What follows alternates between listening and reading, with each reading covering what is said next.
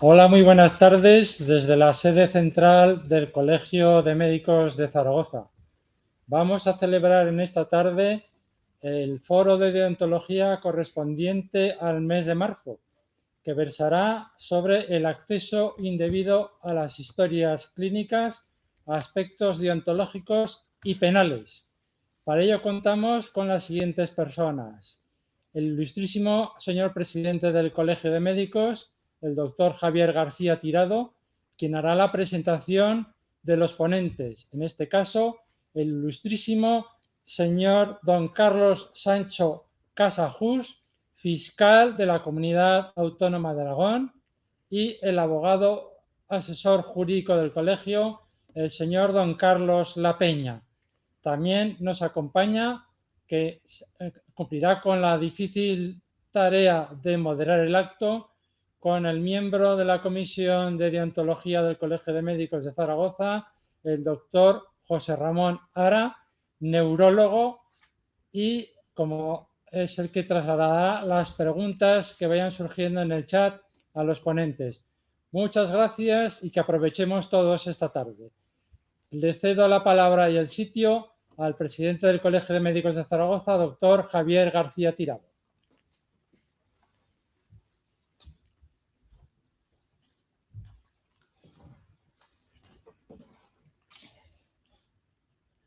Muy buenas tardes.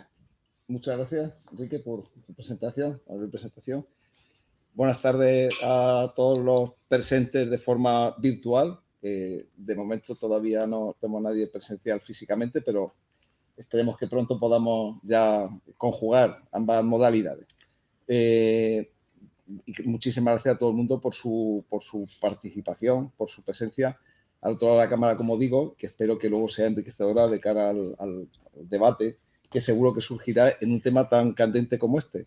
Realmente el abordaje que se va a hacer de este tema, que desde el punto de vista de la protección de datos es tan importante, pero que tiene una especial sensibilidad y una especial trascendencia cuando se trata de datos de salud, se va a hacer ese enfoque que, como dice su título, desde el punto de vista jurídico, desde el punto de vista deontológico, por supuesto, por eso estamos en el foro de deontología, y para ello yo creo que nadie mejor que las personas que lo acompañan esta tarde.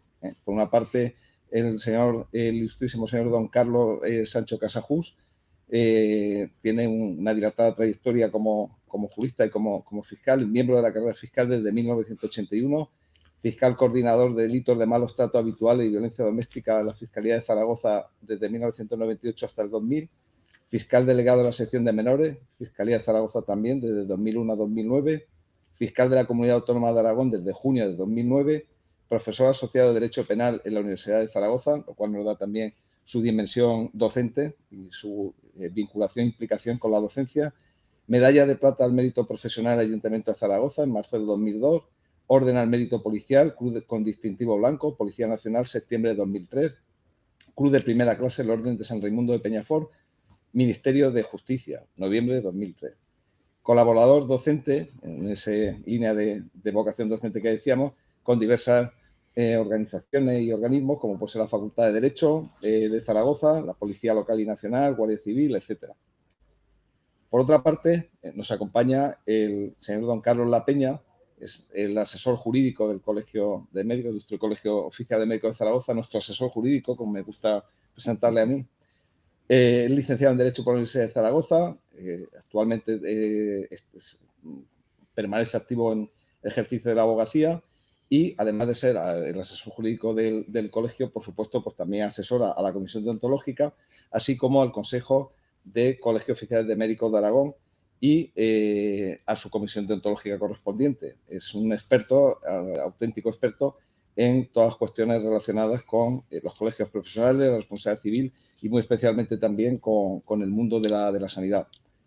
Y luego nuestro moderador, que yo creo que realmente es una persona sobradamente conocida por muchos de los médicos de Zaragoza y muy querida por todos, tengo que decir, que forma parte de nuestra comisión deontológica, el doctor José Ramón Ara, es especialista en neurología, actualmente jubilado, antiguo jefe de servicio hasta su jubilación del Servicio de Neurología del Hospital Miguel Servet, magíster universitario en bioética y magíster en diseño, estadística y ciencias de la salud.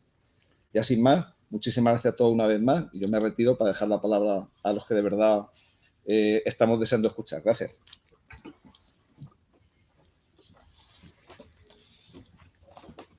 Bien, buenas tardes a todos. Me quito para que se oiga mejor.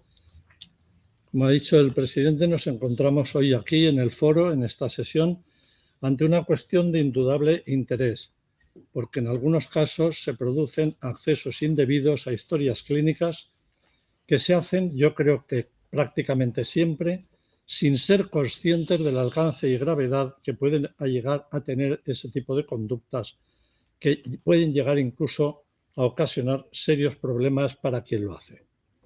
Qué duda cabe que esas acciones tienen también una vertiente deontológica, pero al mismo tiempo corresponden al ámbito disciplinario administrativo y laboral y especialmente es relevante la dimensión penal que pueden conllevar.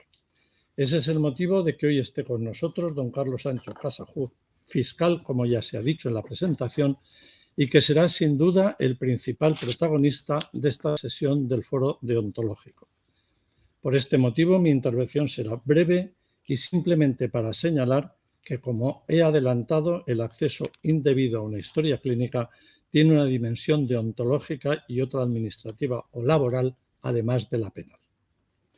Las dos primeras, es decir, la deontológica y la administrativa, se producen en el ámbito de las llamadas relaciones de sujeción especiales o especiales de sujeción, que de las dos maneras se les conoce, porque hacen referencia a esa especial relación, valga la redundancia, que tiene el sujeto con el tema de que se trata. Los ciudadanos tenemos todos unas relaciones generales con la administración, por ejemplo, cuando solicitamos una licencia para hacer unas obras, pero hay otros ciudadanos, en este caso estaríamos refiriéndonos a los médicos que tienen esas relaciones especiales. Y esto tiene trascendencia porque hace que en esta materia no sea invocable un principio que muchos de ustedes conocerán, que se dice non bis in idem, en el sentido de que en principio, el principio general es que una conducta no puede ser sancionada dos veces. Eso decae, como digo, en este caso, y esa conducta puede tener una sanción penal, puede simultáneamente tener una sanción administrativa y puede simultáneamente tener una sanción deontológica. Concretándonos en primer lugar al aspecto deontológico, es el artículo 27.3 del Código actualmente vigente de 2011. Ya saben seguramente que en la actualidad estamos en el proceso de elaboración de un nuevo texto que recoja todas las muy importantes novedades que ha habido en la legislación, la última de las cuales y más significativa es la ley de la regulación de la eutanasia, y allí se expresa que es el hecho de ser médico no autoriza a conocer información confidencial de un paciente con el que no se tenga una relación profesional. Por su parte, los estatutos son los que tipifican las infracciones y en el artículo 16 califican como falta grave los actos deliberados que infrinjan las normas deontológicas siempre que no constituyan falta muy grave. Por lo tanto, pueden llegar en determinados casos a constituir falta muy grave inclusive. La sanción que corresponde a estas faltas es de suspensión del ejercicio profesional hasta de 1 año y las muy graves entre 1 y 2 años. En el ámbito administrativo y según el Estatuto Marco, la infracción constituiría también una falta grave, en este caso del artículo 72.3c, que corresponde al incumplimiento de funciones o de las normas reguladoras de los servicios cuando no constituya falta muy grave. La sanción prevista para este tipo de faltas es la de suspensión de funciones hasta de 2 años, que solo conlleva la pérdida del destino cuando esa sanción supera los 6 meses. Finalmente, en el ámbito laboral hay que hacer una breve referencia al propio Estatuto de los Trabajadores, que en el artículo 54 establece la posibilidad del despido disciplinario por la transgresión de la de la buena fe contractual. Y del mismo modo hace referencia a otro tipo de faltas que pudieran estar previstas. Pero como he dicho al principio, todo esto queda muy alejado de la verdadera trascendencia que puede tener la dimensión penal de esa conducta de la que seguidamente les habla don Carlos Sancho. Muy bien. Vale, perfecto. Buenas tardes. Bueno, agradecer al Colegio de Médicos que haya invitado a la Fiscalía. Venimos encantados. Confiemos en que no seamos muy palizas y que no aburramos mucho al personal. Bien. Ya saben, yo soy fiscal, entonces he venido aquí un poco para asustar un poquito a la gente de que esta materia a veces se hace con muy buena fe, pero se puede meter la pata y la pata son meses o años de cárcel. Entonces hay que tener mucho cuidado y tomarse muy en serio esta materia porque realmente pues, el Código Penal pues, es duro. Incluso el Tribunal Supremo está haciendo interpretaciones restrictivas porque estamos ante una ciudadanía, como son los médicos, los profesionales, los enfermeros, los fisioterapeutas, que de alguna manera pues hay que confiar en ellos, ¿no? Entonces el Tribunal Supremo, como vamos a ver enseguida, pues está haciendo interpretaciones no extensivas, sino más bien restrictivas para que la gente no incida mucho en el Código Penal. Bueno. He preparado unas 32 o 34 diapositivas, la mitad son de jurisprudencia del mundo real y las primeras son un poquito para, en plan más dogmático, más doctrinal. Bien. Bueno. Esta materia está regulada fundamentalmente en el artículo 197.2 del Código Penal. 197.2 del Código Penal. El tipo básico, el tipo más elemental, el castigo más elemental, es una prisión de 1 a 4 años de cárcel, 1 mínimo 4 años de cárcel máximo y una multa de 12 a 24 meses. Bien. En el día a día de la justicia criminal española, cuando un juez de lo criminal te pone una pena que no pasa de 2 años, normalmente no vas a ir a prisión. Normalmente no vas a ir a prisión porque se aplica la suspensión de la ejecución de la pena. Es decir, te da un plazo de 2 o 3 años para si no vuelves a cometer otro delito, si no cometes otro delito, se borran los antecedentes penales y no ingresas físicamente en prisión. Pero si ese juez o esa audiencia provincial te ha condenado a más de 2 años, es que quiere meterte en prisión. Por lo tanto, aquí tenemos una pena mínima de 1 año y una pena máxima de 4 años de prisión.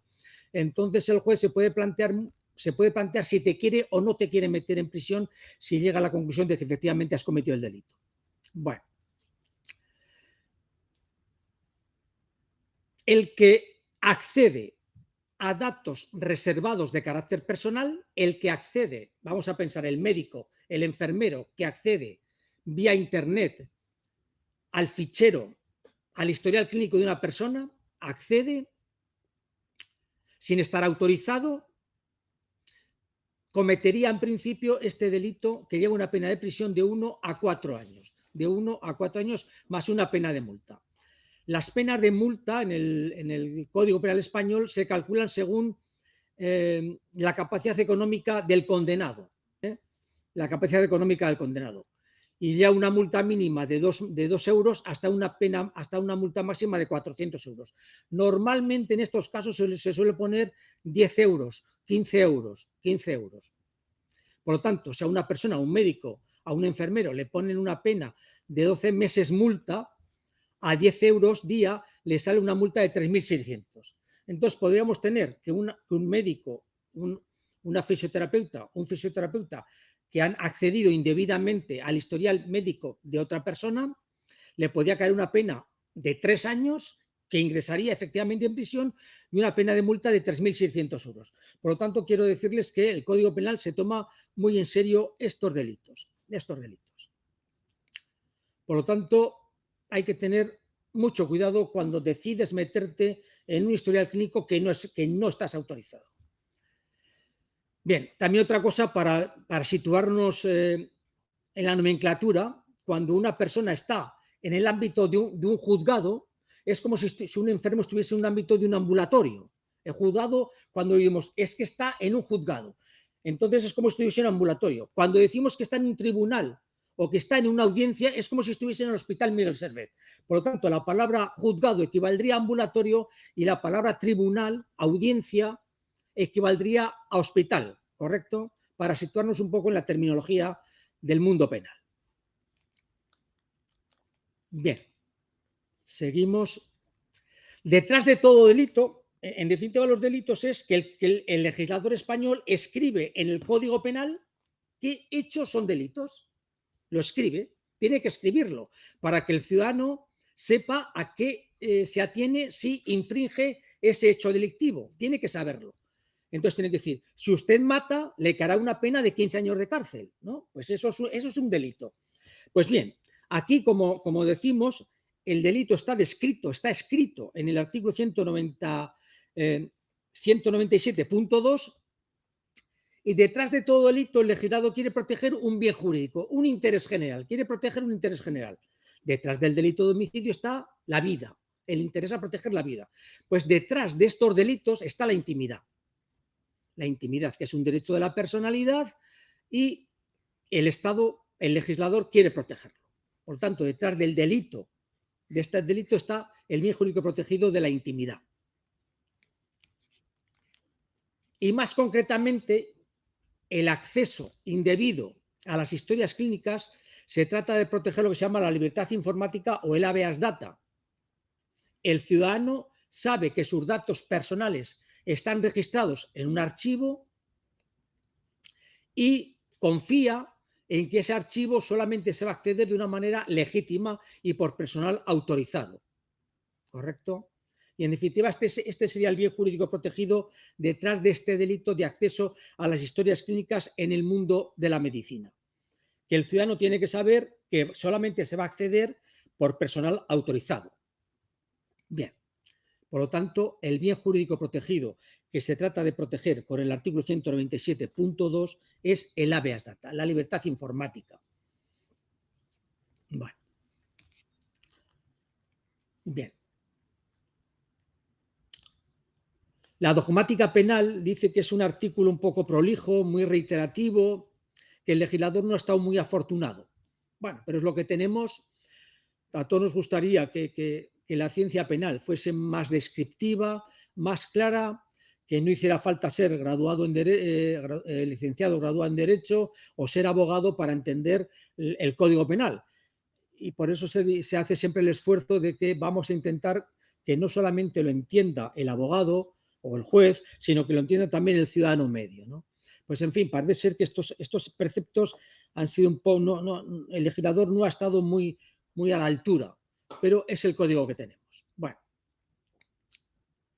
además del Código Penal, en esta materia de los delitos contra la intimidad, el habeas data, la protección de los archivos, del historial clínico, pues también tenemos que acudir a una ley orgánica 1 del 82, que es el ámbito civil, lo que hay que indemnizar porque alguien, un médico, un enfermero, acceda indebidamente a un historial clínico. Pues además de intentar meterle en la cárcel por parte de ese juez o ese fiscal, pues también tiene que pagar una responsabilidad civil, que son responsabilidades civiles, es decir, cuantías dinerarias relevantes, 3, 4.000, 5.000 euros. Por lo tanto, además de la cárcel, además de la multa, 3.600 euros, como regla general, pues te pueden meter 5.000 euros de indemnización, con lo cual la cosa se va complicando, Y luego, pues hay que ser sinceros, los médicos, los enfermeros, todo el mundo que trabaja en la sanidad, pues evidentemente tienen su sueldo, tienen sus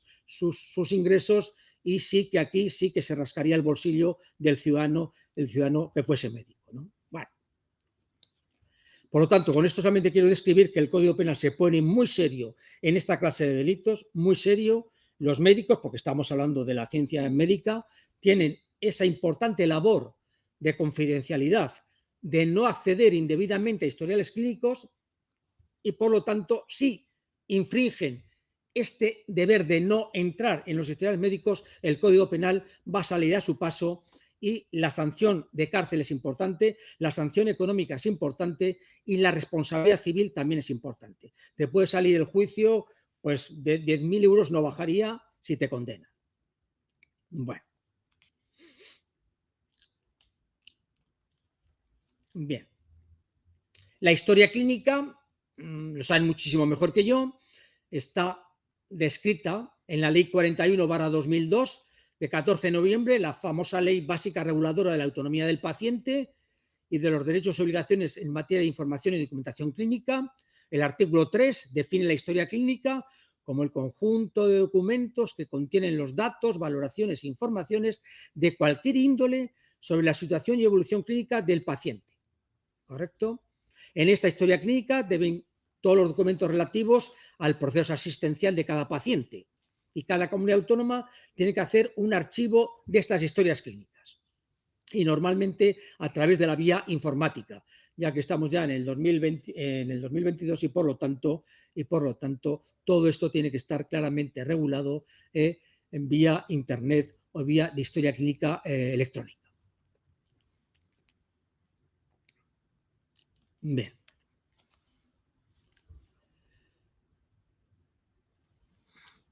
Vamos a intentar describir brevemente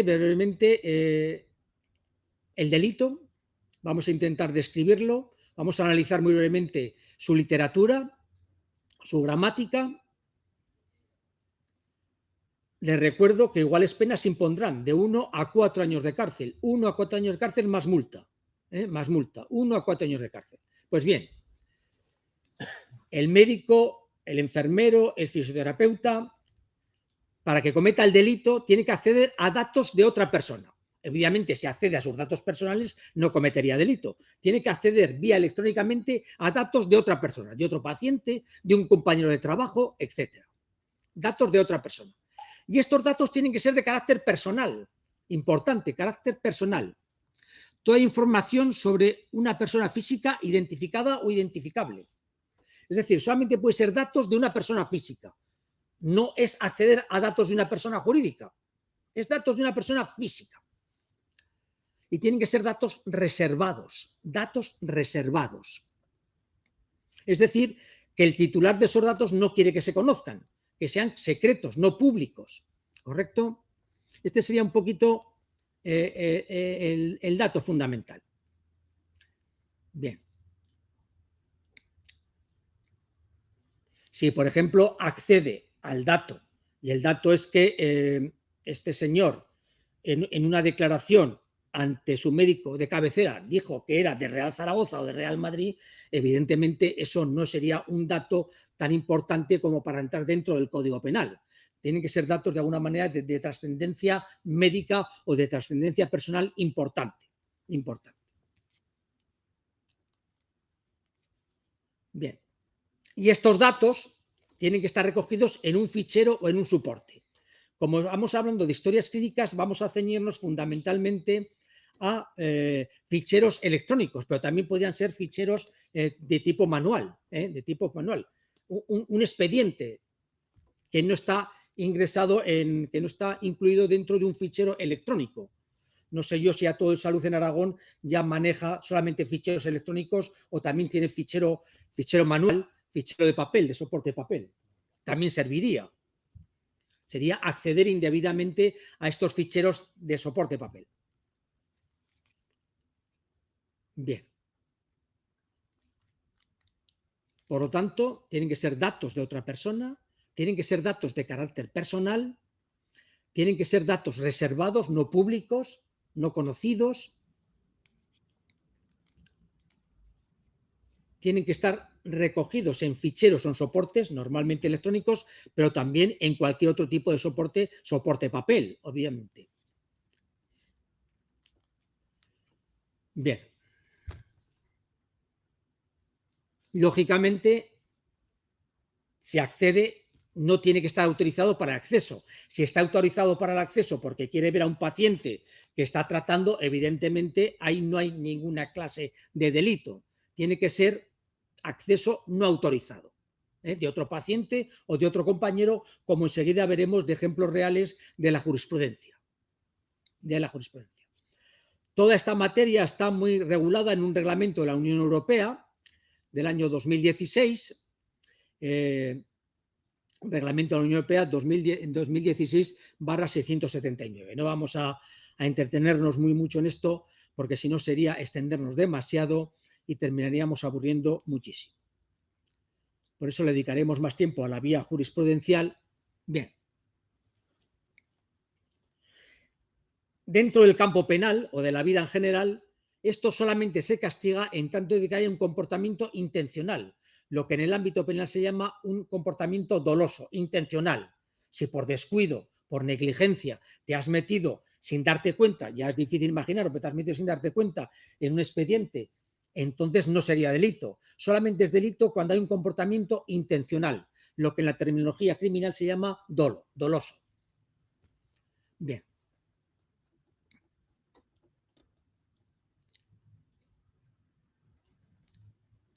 Luego hay un elemento fundamental que lo recalcaremos varias veces, que ha incidido mucho el Tribunal Supremo para no castigar al mundo de la profesión sanitaria, y es en perjuicio.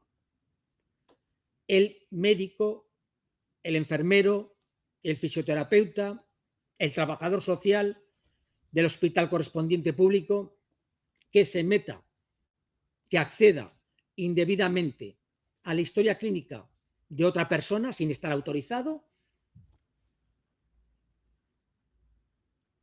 si averigua en este acceso datos relacionados estrictamente con la salud, automáticamente cometería el delito. Bueno, automáticamente, para entendernos, cometería el delito. Si no consigue acceder a datos relacionados con la salud, el fiscal tendría que acreditar que ese acceso le ha ocasionado un perjuicio importante a la víctima, al titular de los datos al que se ha accedido. Luego lo recalcaremos con jurisprudencia importante. Pero en cualquier caso llamo la atención sobre esta palabrita, este vocablo en perjuicio, que es muy relevante para el Tribunal Supremo. Porque el Tribunal Supremo, como hemos dicho antes, está haciendo una interpretación más liviana para salvar a muchos médicos de que han accedido a lo mejor indebidamente, pero no han averiguado datos relevantes de salud y los absuelve. Esto es importante. Importante desde el punto de vista criminal. Bien, seguimos.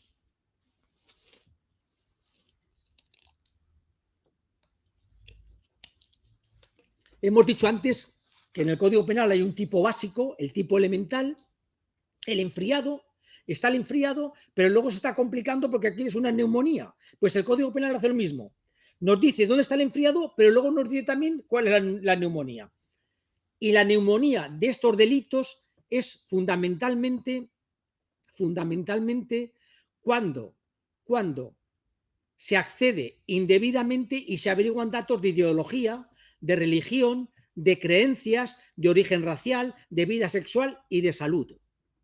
Cuando el que accede a un historial clínico va buscando datos de salud, el Código Penal le dice, no, en vez de 1 a 4 años, te voy a poner como mínimo 3 años y medio cárcel. Es lo que se llama un tipo agravado, una neumonía. Ya hemos dejado el enfriado y hemos pasado a la neumonía. En definitiva, cuando el que accede a los historiales clínicos del mundo de la medicina va buscando datos de salud, el Código Penal se dispara. En vez de 1 año mínimo, 3 años mínimo. Y como hemos dicho antes, si el Código Penal salta de 2 años, te meten físicamente en prisión. Un médico, un fiscal, un juez que cometa un delito, si te condenan a más de 2 años, vas físicamente afuera. Si no pasas de 2 años, el juez tiene la oportunidad de perdonarte el ingreso en prisión si te portas bien, entre comillas, en los 2 próximos o 3 próximos años. Lo que se llama la suspensión de la ejecución de la pena. Por ejemplo, acceder un médico o un enfermero, acceder indebidamente a la historia clínica de una menor y revelar que ha tenido un aborto o que está en tratamiento por drogas, como mínimo te van a caer 3 años y medio de cárcel. Además de la multa y además de que van a expulsarte de la carrera de medicina, de enfermería, etcétera. ¿Correcto? Es decir, en mi adelanto, si un padre tiene un hijo de 17 años que lo ve raro, dice, mi hijo se ha debido enganchar a las drogas, pero no me dice nada. No me dice nada qué puede hacer para averiguarle, porque mi hijo está muy arisco, no hay manera de hablar con él. Ah, pero tengo un hermano que es médico. Tengo un hermano que es médico. Su tío, vaya, por Dios. Le llama por teléfono y le dice, oye, métete en el historial clínico de mi hijo a ver si averiguas qué le pasa a este chaval que está rarísimo. No te preocupes, hombre. Para eso estamos los tíos, para echar una mano en lo que haga falta. Se mete en el historial clínico y averigua que el hijo, que el sobrino de 17 años, pues ha sido tratado hace unos 2 meses por un neurólogo donde de alguna manera se descubre que tiene problema con las drogas y está siguiendo un tratamiento de drogas, pero no lo quiere revelar a la familia por las circunstancias y la familia no lo sabe. El padre le dice al hijo, oye, que me he enterado de que tienes problemas con las drogas. El hijo dice, ya ha sido mi tío, es el único que puede ser mi tío. Va el chaval, se va al cuartel de la Guardia Civil más cercano o se va a la Fiscalía de Menores y denuncia al tío. Pues el tío va a tener problemas importantes. Con toda la buena fe del mundo, el tío va a tener problemas muy importantes. Porque casi con toda seguridad se va a iniciar un procedimiento criminal contra el tío. La policía científica va a averiguar quién ha hecho ese análisis de esa situación. Supongo yo que lo averiguarán. Le va a llamar el juzgado de instrucción correspondiente a declarar porque ha hecho eso. En principio podrá decir que no, pero no tendrá mucho éxito porque va a haber las huellas electrónicas correspondientes. Le llegará al fiscal el asunto y el fiscal tenemos un menor de edad donde el tío ha accedido a datos de salud y la pena mínima es de 3 años y medio de cárcel. Y además te echan de la carrera de medicina. Casi con toda probabilidad que va a haber juicio contra él. Porque el Código Penal ha protegido muy mucho a los menores. Muchísimo. Pero claro, el padre quiere ayudar, correcto. Pero aquí tenemos una confrontación entre el padre y el tío que quieren ayudar al sobrino y han averiguado los datos, y el chaval que por el motivo que sea no sé lo que decían los padres, ¿qué tiene que primar? Yo creo que habría juicio criminal, el fiscal le pediría una pena de 3 años y medio y el juez, ¿qué haría? Pues podría valorar de que el padre estaba muy angustiado, el tío también, y a lo mejor le rebajaba algo la pena, como lo veremos enseguida en un ejemplo real. Pero en definitiva, ese médico, con toda la buena fe del mundo, se ha metido en un problema realmente importante. Si el chaval quiere denunciar, claro, pues si no quiere denunciar no pasa nada. Pero podemos partir de la consideración de que el chaval, en esa situación de drogadicción, normalmente no razonan mucho. Y a mí no me pasa nada. Esto lo domino enseguida. Cuando una persona te dice eso que domina enseguida, es que probablemente ya no lo domina. Yo denuncio a mi tío porque esto es intolerable. Y el juez decidirá. Pero tenemos un problema grave para el tío. Y como hemos dicho alguna vez con Carlos, estos juicios criminales se pueden alargar 2 o 3 años. La situación que va a sufrir el médico, el tío, que con toda la buena fe del mundo ha querido ayudar a esa situación, lo va a pasar mal durante una temporada larga. Bien.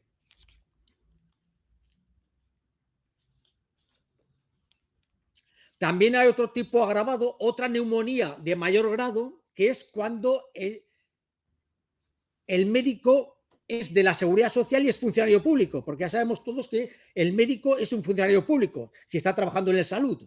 Si está trabajando en la clínica Quirón, en ese momento sea médico privado. Pero si está haciendo esas investigaciones en el Hospital Miguel Servet, ahí es funcionario público, con lo cual la pena también se va subiendo. Ya nos vamos ya casi a 4 años, más de 4 años de cárcel, mínimo. Es decir, esto solamente lo digo no con ánimo de asustar, sino con ánimo de decir que el Código Penal se pone muy serio. Muy serio. Bien.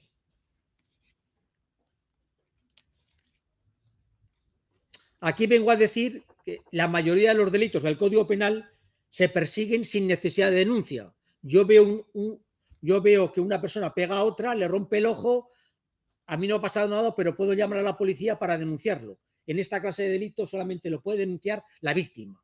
el titular de los datos protegidos en la historia clínica.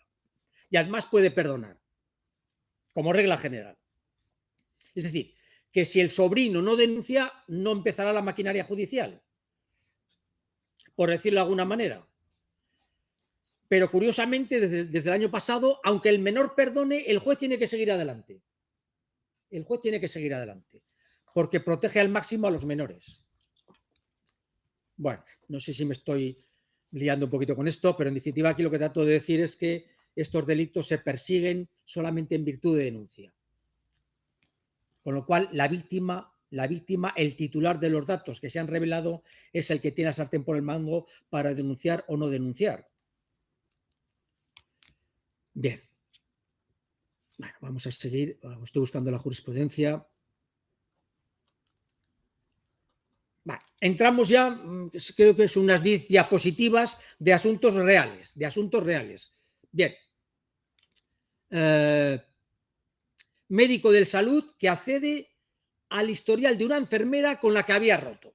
Esto es un médico del salud de, creo que era de Baleares,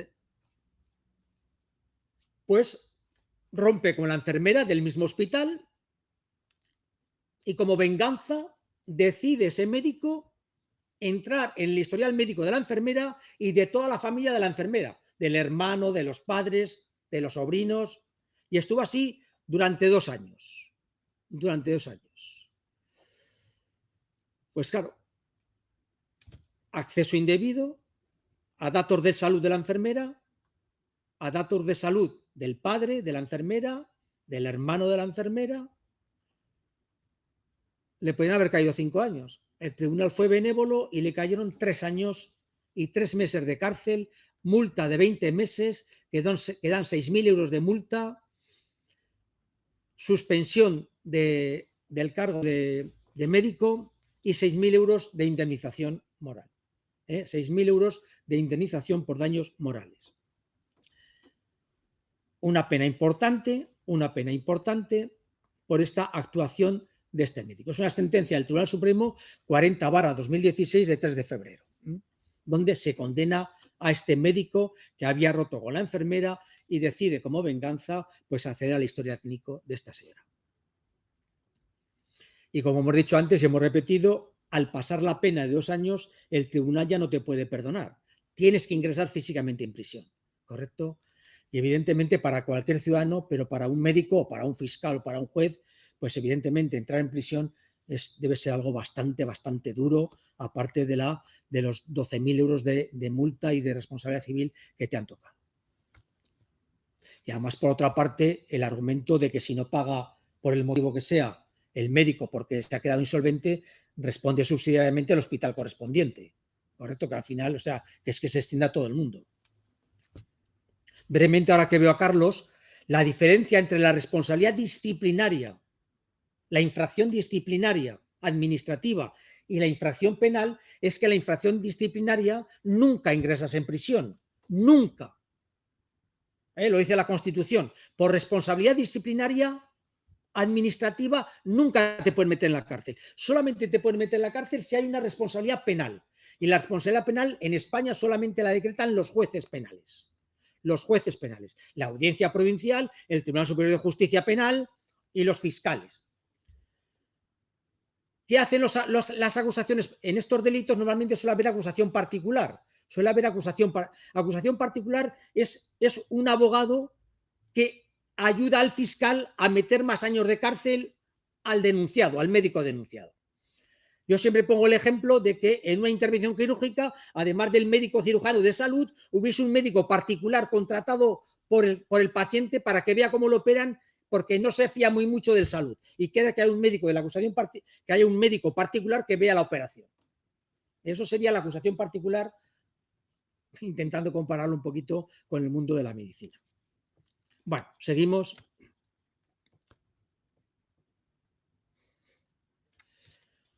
Otro médico, este personal laboral de salud, también creo que es de las Islas Baleares, donde no sé qué le pasó, decide acceder a las historias clínicas de los compañeros de trabajo. no de un ciudadano cualquiera, sino de compañeros de trabajo. Decide acceder a las historias clínicas, pues 2 años y 6 meses de cárcel. Por alcahuetear, que dicen en mi pueblo, accedo, 2 años y 6 meses de cárcel, además de la pena de multa. Y 6 años de inhabilitación absoluta. Te echan de la carrera médica. O tienes que volver a hacer oposiciones al MIR, o que la administración sanitaria te perdone y te deje entrar. Complicadísimo. Con esto solamente quiero poner de relieve de que hay que tener mucho cuidado con estas cosas, porque uno lo hace a lo mejor con la buena fe del mundo o está un poco aburrido, te metes en el ordenador, hombre, fulanito, a ver qué historia médica tiene. Se averigua, te denuncian y la hemos liado. Bien. Seguimos con más sentencias. Bien. Importante, porque aquí el Tribunal Supremo ya empieza a echar algunas sentencias marcha atrás. Aquí fue un médico de salud, o sea, de un centro público,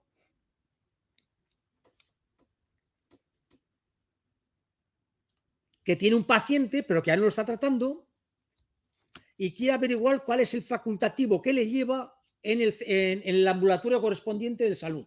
Y no se acuerda. Podía haber ido a lo mejor, haber llamado por teléfono y enseguida averiguarlo, pero dice, me meto en la historia clínico y averiguo quién es el facultativo que lo lleva en el ambulatorio correspondiente para darle alguna recomendación. O para averiguarlo por si solo hago un problema y ponerme en contacto directo con él. Pues bien, la Audiencia Provincial de Palma de Mallorca, la audiencia, o sea, el primer órgano sanitario, digamos, o el primer órgano judicial le condenó. Y además creo que le condenó de manera 3 años de cárcel. O sea, lo quería meter en prisión. La Audiencia Provincial de Palma de Mallorca quería meter en prisión a este médico, que lo único que pretendía era averiguar el facultativo que llevaba a un paciente suyo, pues a lo mejor para alguna recomendación, pero como se había accedido ilegalmente sin estar autorizado el historial clínico, la Audiencia Provincial interpreta literalmente el artículo y dice, a prisión. No podemos consentir que usted acceda al historial médico, clínico, de un individuo que usted no está tratando en este momento. Como cabe recurso de casación, afortunadamente, el Tribunal Supremo dice a la Audiencia Provincial, cuidado que te estás pasando. Te estás pasando. No accedió efectivamente accedió a la historia clínica, pero no a datos de salud. Accedió solamente a ver quién era el médico que le trataba, que si hubiese perdido más el tiempo lo hubiera averiguado, porque era un dato público, pero por aquello de la rapidez o no molestarme, lo intento averiguar a través de la historia médica y lo absolvió. Pero los 2 o 3 años que debió durar este juicio para este señor debieron ser finos, ¿correcto? Porque la Audiencia Provincial le quería 3 años y 3 meses de cárcel, además de la multa y además de echarlo de la carrera de medicina. El Tribunal Supremo le absolvió. ¿Por qué? Y esto es importante volver a reiterarlo. Era un dato personal, era un dato que estaba en la historia clínica, pero no era un dato realmente reservado, porque con una poca diligencia podía averiguar quién era el médico del ambulatorio correspondiente que le llevaba. O sea, era un dato de alguna manera público, averiguable.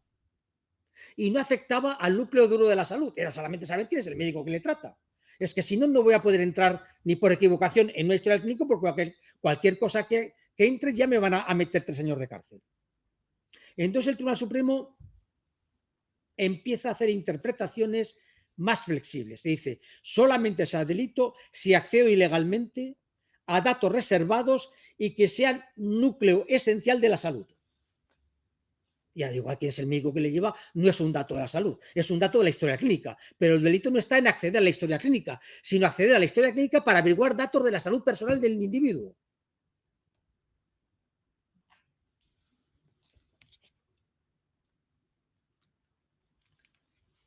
Bien. Otra absolución.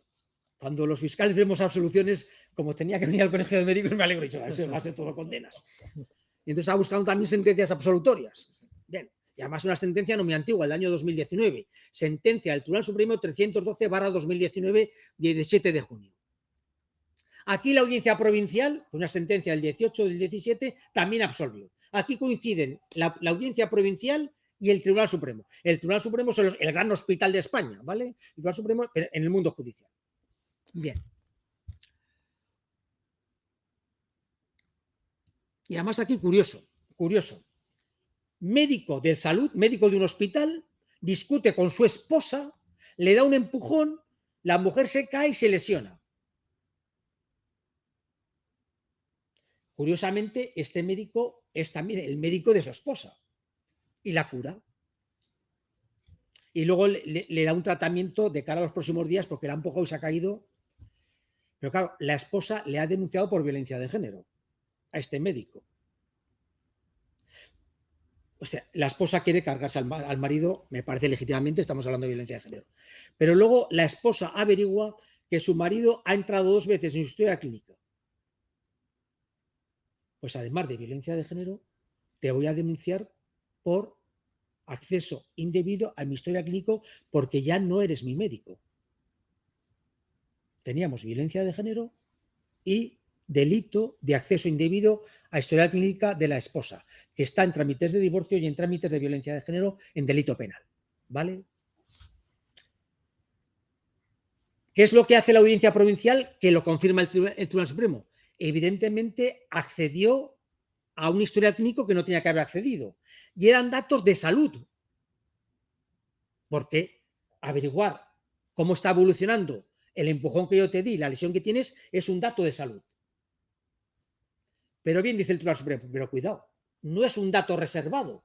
Ya no entra en la literalidad del Código Penal, porque además tiene que ser un dato reservado. Y el marido sabía lo que le pasaba a su mujer porque se la había causado y él le había hecho el tratamiento. Por lo tanto, dice el Supremo, como no se dan todos los elementos, salvo que es un dato reservado. Es un dato público porque yo lo sé. Por lo tanto, si el sujeto activo, si el médico, el enfermero o el terapeuta se mete en el historial clínico para averiguar una cosa que ya sabe, no comete delito. Ya estamos afinando demasiado. ¿Vale? En definitiva, para que haya un delito tienen que darse todos los elementos descriptivos del Código Penal, todos al mismo tiempo. Si falla alguno, ya no hay delito. Si falla alguno de los elementos objetivos del tipo, alguno de los elementos que ha escrito el legislador, ya no hay delito. Y aquí, ¿qué es lo que dice el Supremo y la Audiencia Provincial? Cuidado, no es un dato reservado. Hay acceso indebido, pero no hay un dato de salud, pero no es un dato reservado porque es que el médico lo sabe. Es el que lo ha escrito él. Absuelve. Por tanto, importante. Pero también hay que decir que no nos arriesguemos mucho. Yo sé mucha medicina y además, según lo que ha dicho un fiscal, este dato lo sé. Pero cuidado que luego hay muchas matizaciones, muchas posibilidades, muchas circunstancias y no puede salir tan bien. ¿Correcto? Es decir, en el momento que te metes en la justicia criminal, hay que tener muchísimo cuidado. Ya no solamente porque el tiempo se va a alargar, 2 años de juicio, Carlos, o si vas al Supremo 3 años de juicio, le vas a pasar fatal. Y luego a ver cómo se dan las circunstancias, cómo se desarrolla el juicio. Porque aquí la esposa, como era víctima de violencia de género, quería cargarse a su marido, que era médico, por violencia de género y por esto. Pero al final el Supremo le pareció demasiado y dijo, cuidado, solamente es delito si el dato es reservado. Y si el dato es público, porque ya lo sabe el marido, porque él empujó y él le prescribió la sanidad, no es un dato reservado. Y absolvió. Bueno, seguimos. Una sentencia de Asturias, del año 2019, también absuelven. Un fisioterapeuta, una mujer fisioterapeuta de un centro público de salud, tiene una compañera que también es fisioterapeuta, sabe que está en tratamiento médico, porque lo sabe ella, porque va todos los días al tratamiento médico, al centro de salud correspondiente o al hospital correspondiente, pero esta señora, esta fisioterapeuta, que es la directora de este centro, empieza a sospechar que en la privada le han dicho lo que tiene que hacer y por no gastarse en la privada se ha ido a la pública para hacerse el tratamiento de fisioterapeuta. Entonces esta señora efectivamente accede al historial clínico de la compañera y averigua que se había equivocado, que efectivamente está siendo el tratamiento que le ha recetado una fisioterapeuta del ámbito público.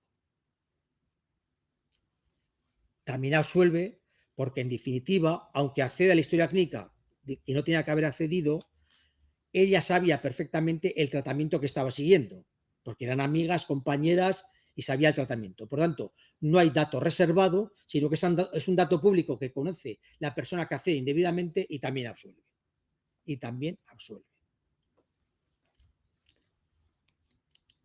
Si yo accedo al dato, a la historia clínica de un paciente que no tenía que haber accedido, pero sé lo que realmente le pasa, solamente accedo por constatar lo que yo ya sé, no cometería delito porque el dato no es reservado. Pero cuidado, aparecería el mundo administrativo por acceso indebido que no es tan exigente como el Código Penal, intuyo yo, y te pueden poner la multa correspondiente en la vía administrativa y la suspensión correspondiente en la vía administrativa, pero ya no en la vía penal, ya no en la vía penal. Y por tanto sabes que no vas a prisión, porque la vía penal es sinónimo de prisión para entendernos. Claro, señor fiscal, pero a mí me da igual que me pague una multa de 5.000 euros en la vía administrativa que en la vía penal. No es lo mismo. En la vía penal puedes terminar en prisión si no pagas la multa. En cambio, en la vía administrativa, nunca. Esa es la gran diferencia. La vía penal implica que puedes terminar en prisión. En la vía administrativa, nunca. Bueno, estamos terminando. Bien. Lo que hemos dicho alguna vez, bueno, lo que decíamos antes, una sentencia del 2012 donde el tribunal sí que condena. Enfermera de un centro de salud o de un hospital público, tiene una hermana, la hermana se ha divorciado y su cuñado tiene una nueva pareja. Una hermana enfermera, o sea, una enfermera de un centro de salud tiene una hermana. Esta hermana se ha divorciado. El cuñado de la enfermera tiene una nueva pareja. Y la hermana tiene hijos. Y entonces hay un derecho de visitas de que los fines de semana van esos hijos con su cuñado y con la nueva pareja. Excuñado y la nueva pareja. Y la hermana de la enfermera le dice, me parece que esta señora tiene algún problema psiquiátrico porque cuando hablo con ella, aparte de que me cae fatal, no la veo muy bien. Y mis hijos que tienen 4 o 5 años, cada vez que van los fines de semana, pues tengo miedo, no se le vaya a tener algún problema, les dé alguna afectada o no los atiendan debidamente y estoy realmente asustada. Entonces, ¿qué es lo que hace la enfermera? Se mete en el historial clínico y averigua que efectivamente la nueva pareja de su excuñado tiene problemas psiquiátricos, problemas autolíticos e incluso está muy mal.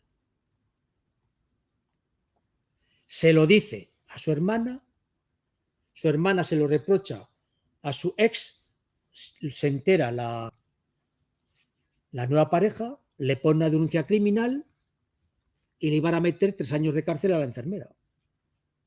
Datos de salud, has accedido indebidamente, etcétera, etcétera. No son datos que tú conocías, asunto del libro para condenarte.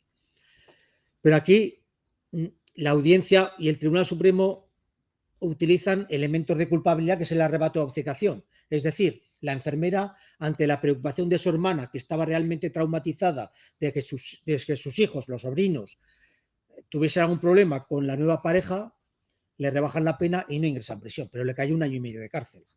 ¿Correcto? Es lo que decíamos antes del sobrino con el tío médico, etcétera, etcétera. Lo haces con toda la buena fe del mundo, pero claro, hay grandes riesgos de que se entere la gente y si entra la gente y te denuncia, pues tendremos problemas judiciales seguro. Y con un riesgo de meterte en la cárcel importante. Importante. Bien. A las 9 termino seguro. Estamos, sí. Médico de salud. Curioso. Médico de salud que accede a la historia clínica para averiguar que una persona está o no incapacitada laboral. ¿Se está o no está incapacitada laboral? Es ámbito laboral. La Audiencia Provincial de La Coruña le condenó a 3 años de cárcel, etcétera, etcétera.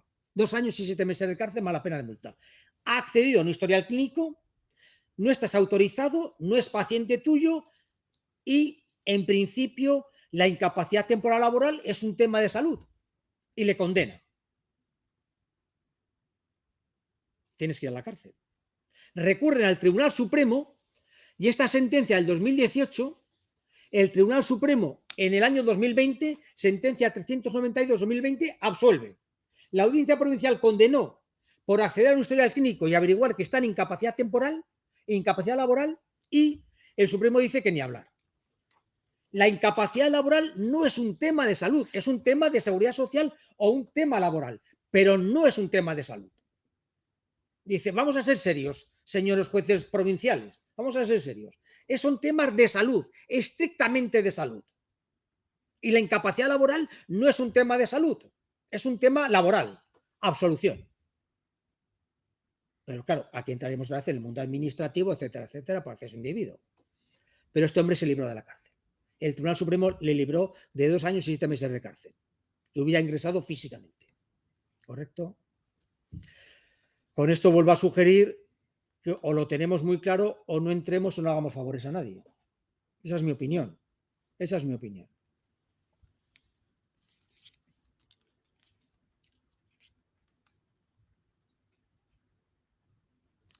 Aquí un asunto que pasó en Zaragoza, un poco más tangencialmente. Es una técnica de laboratorio que averigua que un trabajador de allí da positivo al SIDA. Un día cenando, lo dice a los comensales, pues le cayó 1 año y medio de cárcel. No, no es propiamente una historia clínica, pero como pasó en Zaragoza, está relacionado con la medicina, etc. En definitiva, a todos estos temas, el Código Penal se pone serio, está el derecho a la intimidad de las personas, entonces hay que tener muchísimo cuidado.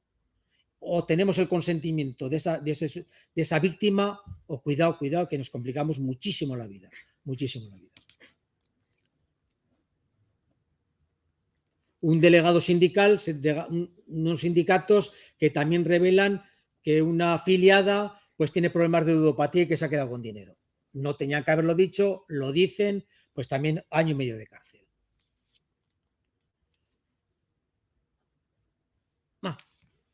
Una cosa curiosa también. Un pueblo de Castilla y León pequeñito, una señora va a un hospital y una neuróloga va a tratarla. Y resulta que la neuróloga y la enferma son del mismo pueblo, un pueblo pequeñito, y se conocen. Y la señora la neuróloga le está tratando. Se mete en el historial clínico para ver qué le puede recetar y averigua que ha tenido 2 abortos.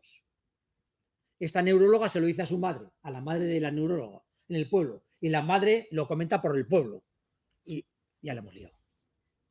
Ya la hemos liado. A la neuróloga le cayeron 1 año de prisión y una multa de 12.000 euros. ¿Correcto? Entonces hay que tener cuidado con estas cosas, porque claro, estos sí que son datos de salud, no tenías que haberlo revelado, ni pueblo pequeño ni pueblo grande, y por eso he recogido la sentencia. Bueno, ya son las 2 últimas ya hemos terminado. Pues hay en esta sentencia 43/2022, pues es la doctrina general, ¿no? La doctrina que está sentando el Tribunal Supremo. Tenemos que ser datos reservados. Si el médico conoce esos datos, ya no comete delito. Ahora, si tú tienes esos datos y lo vas revelando por ahí, también sería delito. Tienes que callarte. Y en definitiva, los datos de salud. Los datos de salud son sagrados para el Código Penal, igual que la ideología, la religión, la orientación sexual, es el mismo artículo del Código Penal. Revelar o acceder a datos de salud, vas a tener problemas muy importantes si te denuncia el sujeto pasivo, la víctima, el titular de esos datos. Por lo tanto, o buscas el consentimiento o mejor pensártelo 2 veces y no revelarlo, porque si no, el Código Penal va a salir a la palestra, la justicia criminal se va a poner en marcha, vas a estar 2 o 3 años que probablemente te vas a complicar la vida. Bueno, por mí ya he terminado y ya está. Bien, muchas gracias a los ponentes por su brillante intervención. Complicado asunto. Y ahora tiene el doctor Ara la difícil misión de contestar a la multitud de preguntas que aparecen en el chat. Sí, yo diría a los que nos están escuchando que no se preocupen, porque si por problemas de tiempo no se pueden dar contestación a todas las preguntas, siempre se puede dirigir un correo electrónico al Colegio de Médicos y en el menor tiempo posible se le dará contestación a esa pregunta que tanto les preocupa. Doctora, cuando quieras. Vale, muchas gracias. Las posiciones han sido muy claras, creo yo, un poco exhaustivas, pero claras. Y desde luego la conclusión más importante es que no hay que acceder a una historia clínica sin permiso ni a datos de salud. Eso es evidente, ¿no? Con todas las sentencias que ha dado, pero además porque existe, y nosotros como médicos tenemos que tenerlo bien claro, el derecho de la intimidad, ¿no? de los pacientes y nuestra obligación de confidencialidad. Yo creo que entre los médicos es un problema cultural que poco a poco, desde hace unos 30 años, ¿no? De que empezó todo el movimiento de derechos de los médicos pacientes. y de los fiscales, de los jueces, que a veces accedemos a antecedentes penales de la policía, de la Guardia Civil. Sí. Perdón. Sí, no. Es que es cierto, sí.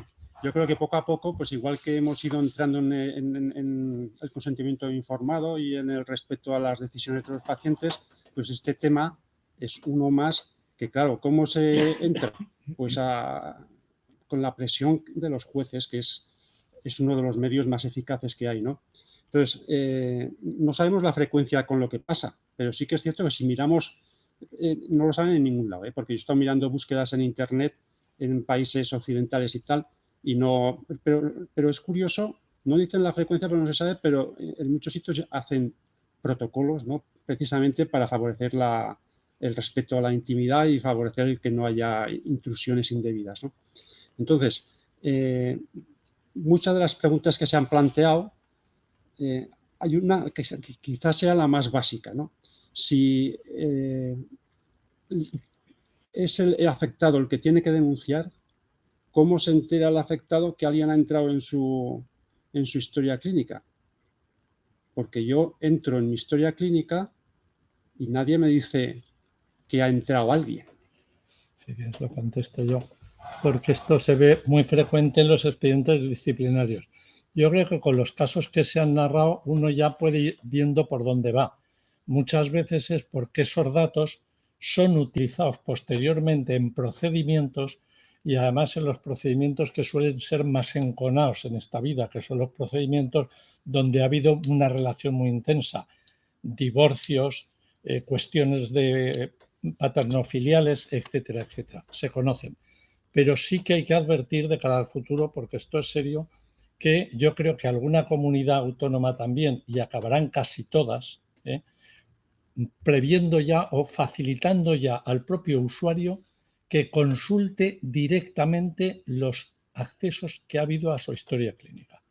Con lo cual, dentro de un tiempo probablemente no largo, hay que pensar en que cualquiera de nosotros podremos acceder y saber quién y cuándo ha accedido. El rastro que dejan los accesos, que sepa todo el mundo que es auténticamente de película. Día, hora, minuto, segundo, si se ha hecho scroll, si no se ha hecho scroll, cuánto tiempo se ha estado detenido en un dato, cuánto en una página. O sea, estamos hablando de informática, eso se queda absolutamente retratado. Pero ese suele ser el método habitual.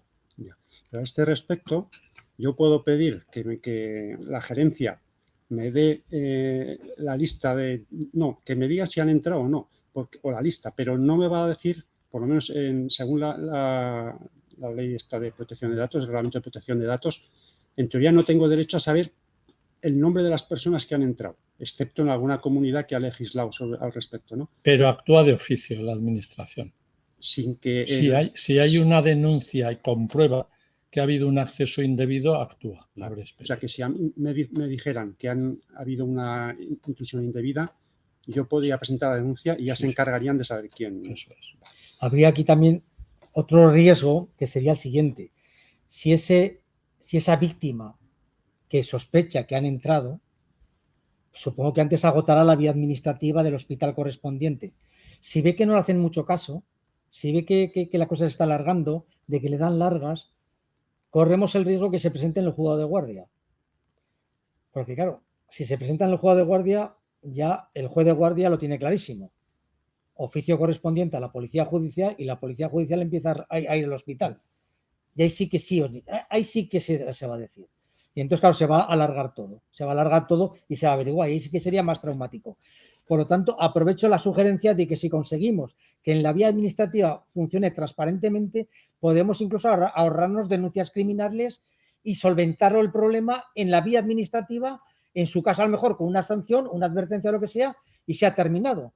Porque si el hospital no funciona bien, o esa gerencia, a lo mejor por querer proteger, va dando largas, ese ciudadano se va a hartar.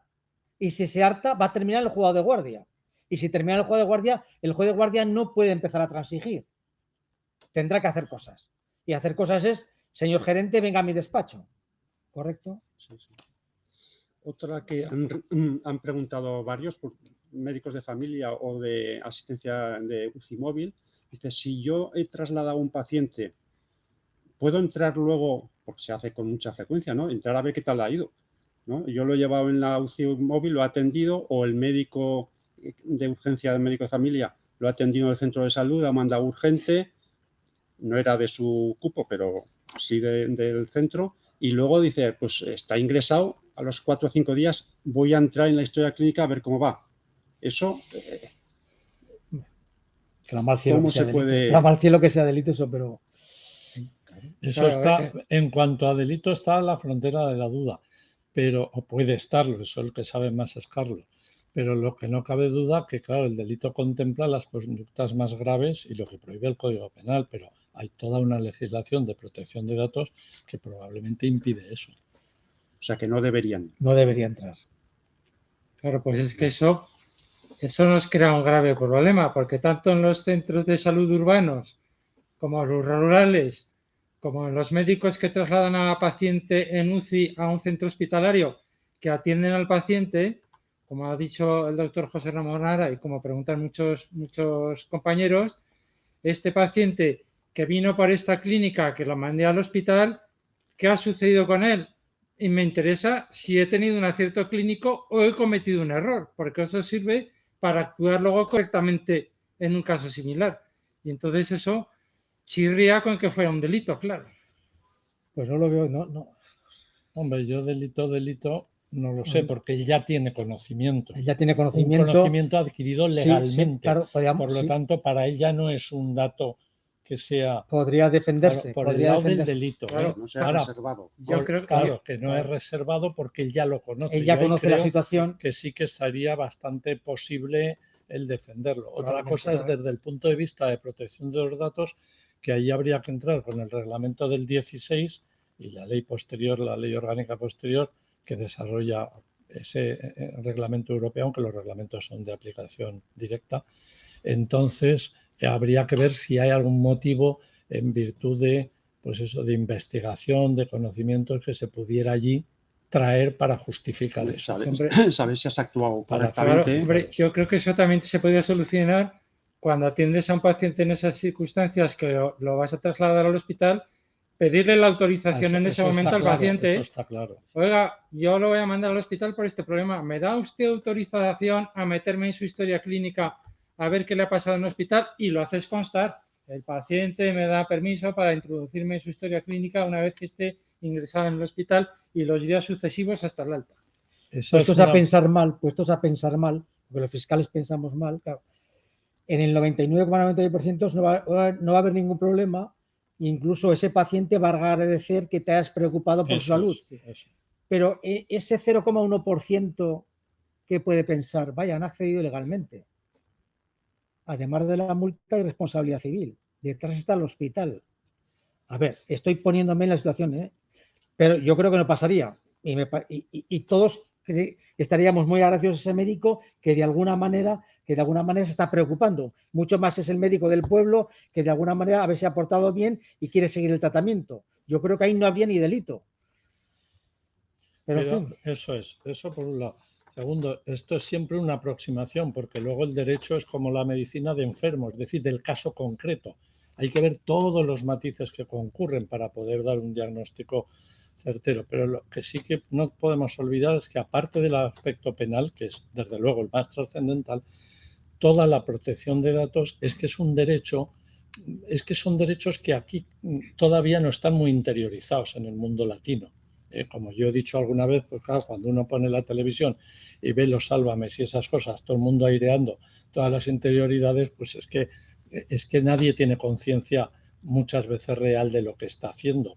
Pero todo el derecho a la protección de datos, y hay una sentencia muy famosa del año 2000 del Tribunal Constitucional, que es un derecho que es incluso diferente del derecho a la intimidad, y es el derecho a la autonomía, a la autonormación y al gobierno absoluto de tus datos.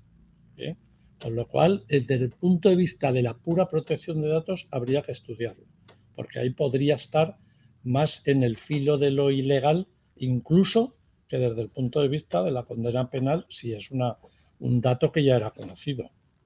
Ahora, el argumento vuestro Sí. de que yo ya sé lo que le pasa, ya no es dato reservado, me parece muy importante. Si además has conseguido el consentimiento, Bueno, entonces ya ya resuelto. eso, Pero incluso sin evidente. que tengas formalmente ese consentimiento, el hecho de que yo lo he tratado, sé lo que le pasaba y solamente quiero contrastarlo, yo creo que podríamos defender que ni siquiera es un dato reservado y por tanto podría hacerlo. Sí, pues Pero en fin, claro, pero esto ya entramos en el mundo de las opiniones, ¿sabes? Claro, hay varias preguntas en ese aspecto. claro, porque luego el paciente te puede decir, oiga, pues mire usted, como esto, si es por aprender, no es de vida o muerte, y usted me puede localizar a mí, me puede pedir la autorización para hacer eso.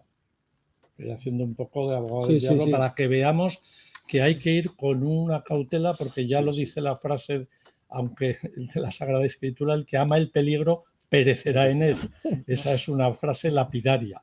Por lo tanto, hay que tener cuidado con las zonas peligrosas. A mí, si el moderador me lo permite, ha habido un aspecto que has comentado que me ha sorprendido, el de la incapacidad laboral. Es que para saber si un paciente está de incapacidad laboral me tengo que meter en la historia clínica, pero es que esa incapacidad laboral va unida inexorablemente a una situación clínica. Luego ya sé que está de baja y además porque... Pero parece ser que aquí no se pudo demostrar la enfermedad, sino solamente se pudo demostrar que accedió al vocablo incapacidad laboral. Es que tampoco conozco yo muy bien los detalles de cómo accedes a los datos concretos, pero aquí, además aquí, el Tribunal Supremo, claro, es que le pareció dramático, ¿no? Que se condenase a más de 2 años de cárcel a un médico que solamente averiguó o solamente constaba como hechos probados la incapacidad laboral. No qué enfermedad había provocado la incapacidad laboral. Sí, en el caso concreto, pues se pueden imaginar situaciones de esas. Como queda registrado todo lo que se hace, pues pudo ir solo un apartado donde solo estuviera eso, y de allí inferir el tribunal que no había habido un deseo de averiguación de los datos de salud a fondo, sino simplemente de esa situación.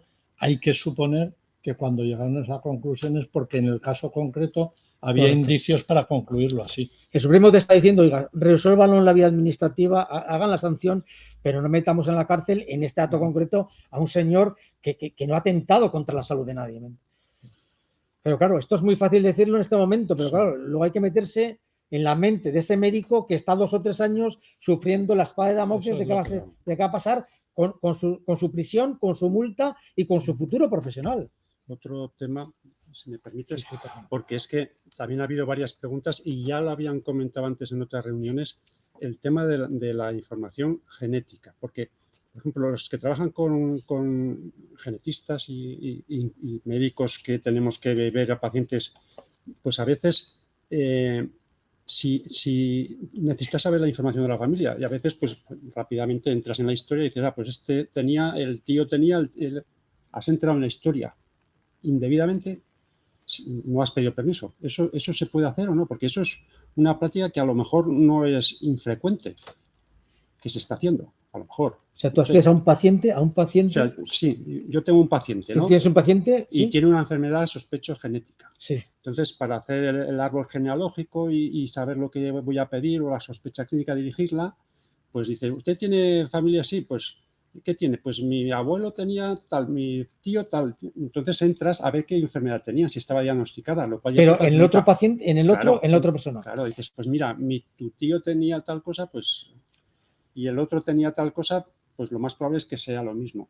Y entonces ya, claro, es mucho más has accedido a tu paciente y luego también a la historia clínica de otro paciente que está vinculado con el que tienes delante. Por eso, porque a veces se dice la información genética pertenece al paciente, únicamente al paciente que estás con él, o es compartida por la familia. Ese es el tema. Claro, el Código Penal dice datos personales o familiares. No tienes que acceder ni a datos personales ni a datos familiares. Y aquí estás accediendo literalmente a datos familiares también, que no te ha dado la autorización esa otra persona. Sí, sí. No lo sé, yo creo que tendríamos... Bueno, claro, volvíamos al tema, si no te denuncian no hay nada que hacer, tranquilo. El problema está que te denuncie. Pero claro, también aquí sí que podríamos entrar a lo mejor en otros conceptos del Código Penal. El error. Pero, oiga, si este señor que está aquí me está autorizando, yo deduzco que su familiar, que tiene buena relación con él, que es un tema importante de salud, pues también está autorizando la situación. Sí. Pero ya entraríamos en temas muy valorativos. Yo como fiscal no lo acusaría, te lo digo sinceramente. Pero claro, la acusación particular no sé lo que haría, pero en principio aquí sí que podemos entrar en tema de que hay un error de libro. Oiga, si el paciente que tengo delante, que es pariente del otro, me está dando expresamente su autorización, yo deduzco inevitablemente que la otra persona también me hubiera dado su autorización. Importante es, yo estoy pensando que no estoy cometiendo ningún delito. Claro, yo creo que aquí, una vez más, habría que analizar el tema detenidamente y con metodología. Lo primero es, no conocemos, yo al menos no lo conozco, ninguna resolución de un tribunal sobre ese aspecto concreto. Vamos, yo no lo he sobre encontrado. el aspecto de entrar por razones genéticas, digamos. ¿Qué tenemos? Como primer material tenemos la advertencia ya preliminar del código deontológico que dice: usted no está autorizado a entrar en ninguna historia de la que no es usted médico. Luego ese debe ser el principio general. Si no es su paciente, usted por principio general no puede. Claro, para saltarse ese principio general, yo entiendo que tendrá que haber argumentos muy poderosos. Es decir, es que esto tiene que ser con tal inmediatez que va la vida o la muerte a este señor en conocer el dato. Posiblemente con esas características, incluso al amparo del reglamento, se podría buscar alguna tal, pero todo esto hay que analizarlo muy bien en el caso concreto. Es decir, lo que no cabe es hacer eso por comodidad o sin una causa que sea extraordinariamente poderosa, y con una premura de tiempo que impida el respeto a la autonomía de los datos que tiene el familiar, por muy familiar que sea. Luego, como bien dice Carlos, entiendo que desde el punto de vista penal, pues puede haber situaciones que digas, oiga, pues que se le ha preguntado, sí, es mi tío y seguro que no hay ningún problema, y eso puede ayudar mucho a identificar el tipo de conducta de que se trata. Pero prudencia. Es el mismo caso que, por ejemplo, diagnosticas una enfermedad genética. Sí.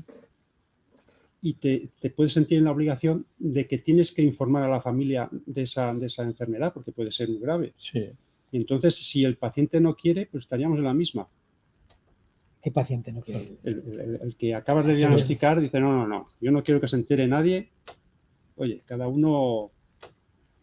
Entonces, ¿qué? ¿Estado de necesidad o qué? Si hay riesgo, yo pienso que sí. Sí. Si hay riesgo, si hay riesgo vital, si es claro, hay que valorar. En esas circunstancias se puede hacer una consulta al señor fiscal o no, o al señor asesor médico del colegio. Sí. Eso habrá que estudiarlo con mucha profundidad si tenemos algo de material que de momento no hay, claro. O sea que en caso de duda se puede preguntar. Sí. Y siempre es mucho más fácil en un caso concreto con todos sus matices, porque dar, si no reglas generales, cuando estamos en el dificilísimo equilibrio, muchas veces incluso de bienes principales, como es la vida, el bien supremo, ¿no?, que lo llama la Constitución, o de derechos constitucionales, como es el de la protección de datos, de la intimidad, etcétera, ese juego es siempre de tanta precisión que la respuesta verdadera solo puede ser en el caso concreto. El psiquiatra que está tratando un paciente, ese psiquiatra no puede ir al juzgado que su cliente le acaba de decir que hace un año mató a una persona. Ese psiquiatra tiene el deber profesional de callarse. La cuestión es distinta ahora. Si ese paciente que está tratando el psiquiatra le dice, la semana que viene voy a matar a fulanito de tal, está obligado ese psiquiatra a ir a la comisaría para decir, cuidado, que mi paciente va a matar la semana que viene. según los catedráticos que yo manejo, dice que de cara al futuro está obligado a comunicarlo a la policía. Lo que ha pasado, no. No sé si me explico la película. Sí. Bien, bien. Es que eso, catedrático lo tengo en... Hay una pregunta, José Ramón, Sí, que dice que si todo esto también obliga a la sanidad privada. sí. Yo creo que por supuesto que bueno, lo obliga, Es general. solo sí, que en sí, la sí. pública además Sí, sí, por se supuesto. puede agravar la pena porque es funcionario público. Exacto, correctísimo. Sí, sí. Correctísimo. También había otra pregunta cuando ha dicho que se suspende la carrera, ¿se supone que es temporal o no? Si es inhabilitación, te echan. Si es inhabilitación, si te ponen la pena de inhabilitación absoluta o especial para la carrera de medicina, a la calle. ¿Y eso está incluido ahí? Sí, en algunos delitos sí. Como posibilidad. Como sí, si te ponen sí. Entonces, para reingresar o haces otra vez el MIR, o hay en el Estatuto de la Función Pública, el Estado, la administración correspondiente, te puede rehabilitar en el cargo después de que hayas cumplido la pena. Eso es. En el caso de los expedientes disciplinarios administrativos, lo que está prevista es que cabe la separación del servicio, pero claro, es la separación del servicio. Pero esa persona podría, en teoría, ejercer en la privada. Y en el caso de deontológicamente, la descolegiación, digamos, definitiva, no cabe por una sola falta muy grave. Tendría que ser por reiteración. Pero otra pregunta, aún nos queda tiempo. Pregunta si el derecho a la intimidad post-mortem es similar o... Es que, a ver qué entendemos por el derecho a la intimidad post-mortem. La reserva de datos... No, pero es que el derecho a la intimidad y la protección de datos son dos derechos distintos, que están en el mismo artículo, pero en distinto número. Por ejemplo, un paciente que... Uno puede pedir el historial clínico un familiar, puede pedir historial clínico de una persona que ha fallecido, en la cual hay datos de salud generales y datos que son especialmente sensibles que ni los conocen. Sí. ¿Esa historia se debe revelar tal cual o se debe mantener lo que consideramos más reservado en secreto? Si no se ha dado ninguna... ¿Entiendes? Claro, eso es que esa valoración la tiene que hacer el médico en función también de lo que le haya podido decir el paciente en vida. Es decir, los datos personales fallecen con la persona, la protección, pero sí que queda luego el derecho a la intimidad, que ese es familiar también. Por eso digo que son dos derechos distintos. Yo creo que no habría delito, no habría meterte en la cárcel, y aquí habría que acudir a la ley del 82. La ley del derecho a la imagen, derecho al honor, derecho a la buena reputación. Entonces habría que ir a un juzgado civil para reclamar daños y perjuicios si alguien ha revelado datos post-mortem. Pero la información, la historia clínica, por ejemplo, normal y corriente, para ir a la compañía de seguros, porque se ha muerto, todas esas cosas se puede... El heredero lo es. Sí. Claro, el heredero es heredero de todos los derechos que tenía el paciente, por lo tanto, tendría que constar, yo creo, la limitación se puede hacer para impedirlo. Pues muy bien. Hombre, hay algunas cosas más, pero estamos justo un poco en tiempo. Yo creo que la conclusión principal, desde mi punto de vista, es la extrema prudencia, ¿no? No entrar, si no tienes permiso, no entrar nunca en una historia clínica de la que eres ajeno. Eso es. Y hacer favores ajenos, cuidado. Exacto. Cuidado con los favores ajenos, porque podemos meter, ¿no? Lo puedes hacer, pero teniendo constancia de la autorización. Exacto. Ya. Pero el hijo que tiene problemas con las drogas, mi hija que la pastilla del día después continuamente y tal, se lo digo al tío, el tío con toda la buena fe del mundo se le dice a la madre, porque es la hermana, y la chica se entera, te pone una denuncia y encima es un tipo agravado. Igual te absuelven por arrebato de obcecación, no lo sé, pero el disgusto que te llevas es inmenso. Y el riesgo de cárcel es real. Eso es. Y además, el riesgo de cárcel es real. Porque estamos hablando de una menor de edad o de un menor de edad. Claro. El ejemplo que intenta poner antes, que es que puede darse. Y lo perverso de estas conductas es que seguramente el que las lleva a cabo está muy contento del servicio que está prestando con eso. O sea, lejos de tener la conciencia de que está haciendo algo indebido, dice, esto es indebido, pero lo hago. No. Es que muchos, y yo estoy absolutamente convencido que los médicos, cuando lo hacen todos, lo hacen creyendo que encima así se portan mejor y ayudan más, porque es su finalidad siempre, la vuestra, la de curar, la de ayudar, la de...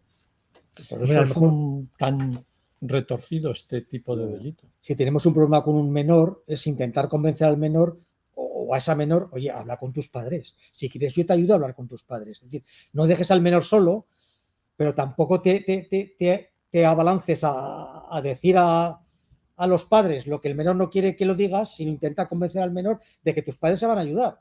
Porque luego hay un problema. ¿Por qué ese menor no se lo comenta a los padres? Es que ese es el problema, ¿no? Claro. Pero si no le dices nada al menor y tú por tu cuenta, el médico, con toda la buena fe del mundo, se lo advierte a tus padres que encima los conoces, pues entramos en un problema. Hablamos de menor cuando menor de 16 años. No, 18. Menos un menor de 18 años en España. Pero, ¿tiene derecho el médico a informar a los padres? No, sí, como el menor se niegue ni hablar.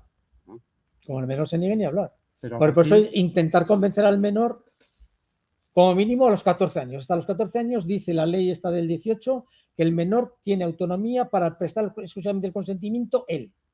El menor, el mayor de 14 años, él es el único que presta el consentimiento, no los padres. Si es menor de 14 años, podríamos jugar con otras circunstancias. Pero intentar convencer al menor de que así no puede seguir. Muy bien. Muy bien, pues doctor Incluso, Enrique. Bueno, pues muchísimas gracias a los ponentes por su brillante exposición, por la aguda contestación a las preguntas. Muchísimas gracias a los que casi 200, 198, que se han estado conectados permanentemente a todo el foro. Gracias al señor moderador, que siempre tiene un difícil papel de elegir preguntas y de acotar tiempos. Y sobre todo a los que habéis estado presentes y conectados. Y ya anunciar la próxima sesión del foro, que será el 27 de abril, el último miércoles del mes de abril, que tratará sobre atención primaria, calidad frente a cantidad. Atención primaria, calidad frente a cantidad, a cargo del doctor Leandro Catalán Sesma, médico de familia del Centro de Salud Parque Roma, presidente del Sindicato de Médicos de Atención Primaria de Aragón y presidente de la Sociedad Aragonesa de Médicos de Medicina General y de Familia. Hasta entonces, buenas tardes y que disfrutéis la Semana Santa.